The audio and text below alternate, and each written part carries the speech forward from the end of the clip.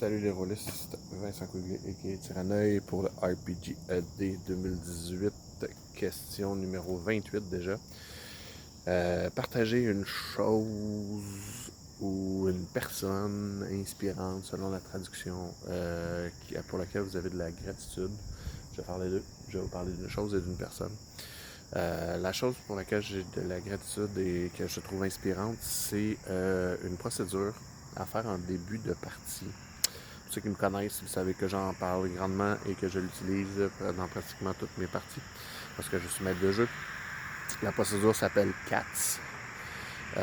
C'est assez simple. Je vous mettrai un lien vers la procédure exacte dans la description. Mais essentiellement, le concept, c'est un truc qu'on fait en début de partie, en début de campagne, pour placer quatre éléments. En gros, CATS, ça veut dire Concept, Aim, Tone and Subject Matter. Donc en français, le concept, le but de la partie, le ton de la partie et les sujets qui pourraient être controversés dans la partie. Fait que l'idée, c'est de prendre le temps de mettre sur table, jouer carte sur table, puis de dire vraiment, de vraiment expliquer c'est quoi le concept de la partie, qu'est-ce que les joueurs vont être dans cette partie-là, de donner des détails, de donner le but, quel est le but avoué et peut-être inavoué de la partie, de donner le ton. Je suis un gros fan de ça parce que ça permet que tout le monde joue dans le même ton, tout le monde joue juste, tout le monde joue de la même chose. Mais oui, de donner le ton, est-ce que c'est quelque chose, est-ce que c'est du dark fantasy, est-ce que c'est un ton plus humoristique, est-ce que c'est de l'horreur, est-ce que c'est super sérieux, est-ce que c'est réaliste, etc. etc. Après ça, le subject matter, ce que je trouve cool, c'est que ça nous permet de placer les sujets, les lignes et les voiles sur les sujets que l'on ne veut pas aborder ou que l'on considère qui